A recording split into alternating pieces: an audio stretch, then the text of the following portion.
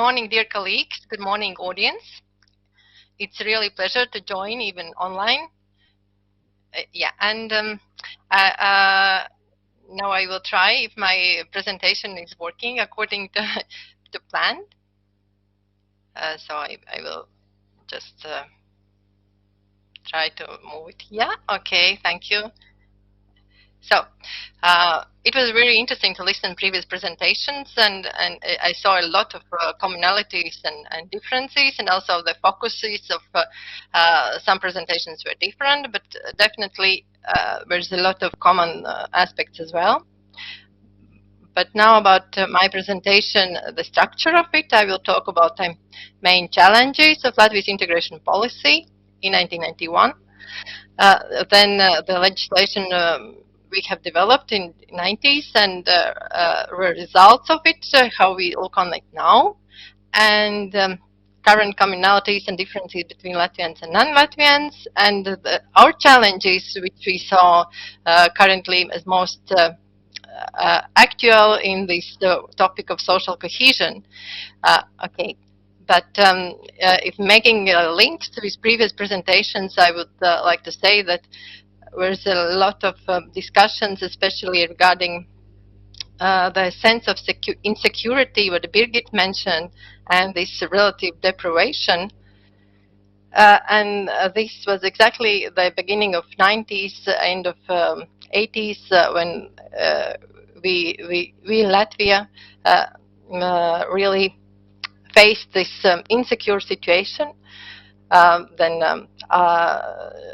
the systems changed and we regained our independence, and we as Latvians saw ourselves as very insecure and endangered. And here you can see the statistics which show why we felt in that way at that time. And you can see also statistics at the moment. So in Latvia we are ethnic Latvians are 63%, and which is important to mention that in case of Latvia, but I think also in our neighbor countries, ethnicity is something that matters. It's not something. It's not an empty notion. It's really important aspect which is used in daily life classifications and categorizations, which is how we live. And we can't avoid that, but it's different from Western countries, where no categorization on ethnic lines is not so typical, but it's really a difference. And what I would like to stress on this slide, that you can see that ethnic composition in 1989 was such that Russians were really a huge proportion, almost a half of our society. And when the regimes were changed, it was really a challenge of hierarchies, of different ethnic groups and languages. And in that context, I would like to mention the concept of fragile majority. So next one, fragile majority, which is developed by a professor from Canada, Professor Macandrew. And it really says a lot about the Latvians, how we felt at that time, and even still at certain aspects, and how we look on Russians in Latvia, or Latvian Russians, who are really a self-sufficient minority. And of course, these situations are not so typical in Western countries, but still we can see the regions. We can talk also about these fragile majorities and self-sufficient minorities, and this is the work of Professor Macandrew.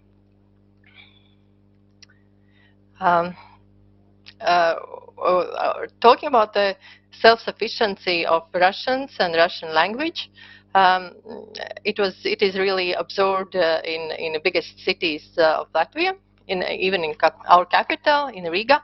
Even now, foreigners who come, new immigrants who come to Riga, they mostly come to Riga, can see that learning just Latvian language, it will be not enough. To feel comfortable in society, you need two languages, that is Latvian and Russian. And it is even more expressed in 90s. So it was really the situation that Russian language was dominating in Latvia during the Soviet times. It was a language of success. It was language of power, and of course of intercultural communication. And it was really challenging for the Latvians. So what was the main challenges at that time was it was a political will to increase to use the Latvian language because of bilingual asymmetry.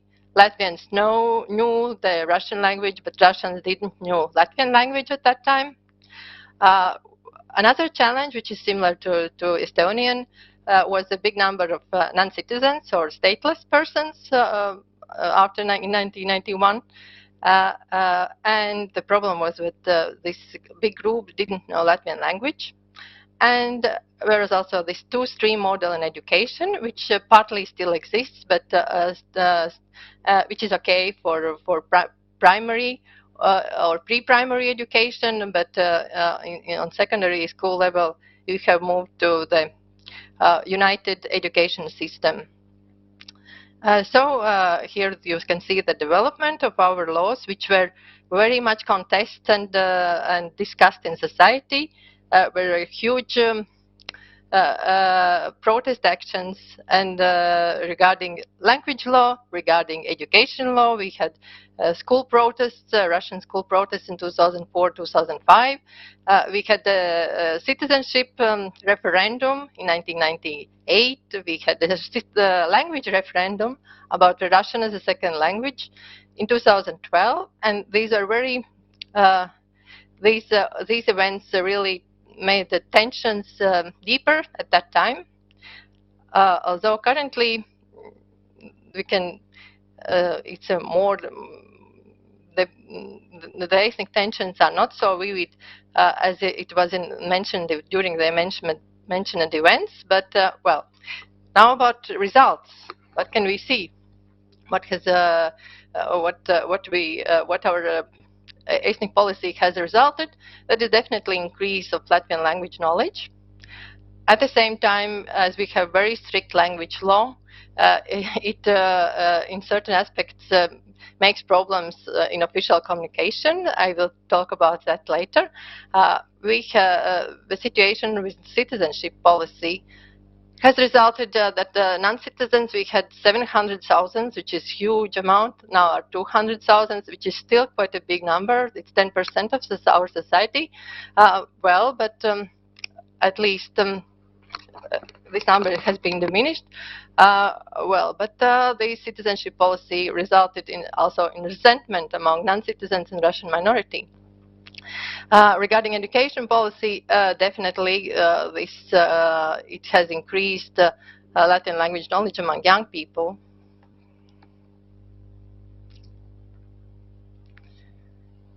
Then looking at the situation now, how divided is our society by ethnicity? If you look on the attitudes of survey results, then you can see with very different evaluation of language policy, citizenship policy. We have a very different attitudes and interpretations of history, especially World War II, occupation of Latvia. We have different attitudes towards conflict, Russian conflict with Ukraine, and different attitudes towards NATO. At the same time, we have a long history of living together, so we have a lot of communalities. And in daily life, communalities are more than differences. We live side by side as neighbors, and in general human values, we have no differences. I think this is small difference regarding the situation to Estonia. We do not see Russians as stigmatized group, not at all. We have no big gaps regarding income or other social aspects. There's no we cannot say that the social problems are more among Russian minority in Latvia than among Latvians. We really are pretty much the same in that aspect. And we have a very high number of mixed marriages, which is here it's mentioned about 20, but I just precision in our statistical office, and it's about 37%, which is a huge number. So, but as I mentioned, I would like to focus also on the current issues, which are on the most topical now in Latvia. And this is COVID-19 pandemic, and probably not so. It's not so typical in other countries, but in Latvia we have a lot of discussions why the level of vaccination is not as high as government would like to be, and our statistical office says that there's a 10% gap among Latvians and Latvian Russians in vaccination, and so results also show this gap. And well, the gap is not so big.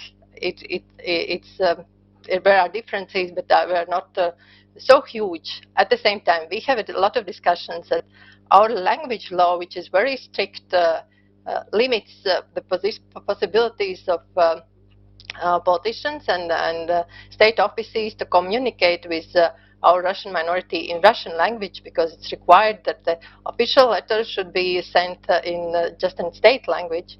And so we have a lot of questions about that, and now questions about how adequate is the Latvian language law regarding this situation. So this is some our peculiarities which are in our country.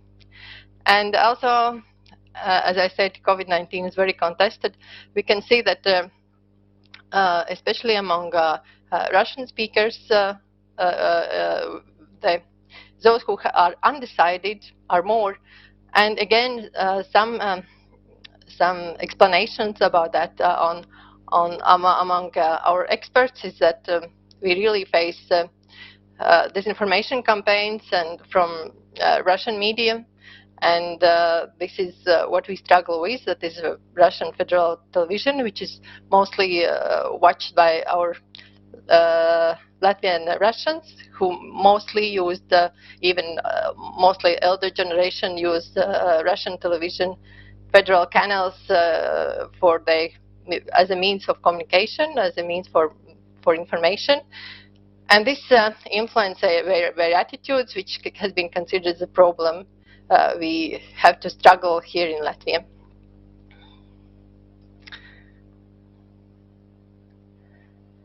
And finally, about some more general conclusions about how to evaluate our integration process. I would like to say that it really depends what are criteria. In the terms that we have ethnic peace currently, which is very important for us, it's not okay, but it's not so bad as well, the situation. But explanations regarding why it is why we have this ethnic peace is that are several. But some of them, as I mentioned, are a long history of living together and mixed marriages. But another one is open borders and possibility that those who do not like the situation in our country use the possibility to move abroad. And both Latvians and non-Latvians, namely Russian minority, use this possibility because about 10% of our population have moved to reach Western European countries. So this is not definitely a good sign of integration, but probably this is one of the aspects which helps to keep this ethnic peace. And definitely we can also see that in many cities where there's these parts where certain groups of Russian minorities can live in their environment self-sufficiently, do not using Latvian language, and this again is not a good sign. At the same time, part of the Russian minority, young people mostly, are well integrated, working in civil service in different high official positions. For instance, Riga Major, or now current our main epidemiologist is a Russian speaker. So we can't say that Russians are a marginalized group in Latvia. But still a lot of to do, and I'm open to questions and for discussion. Thank you.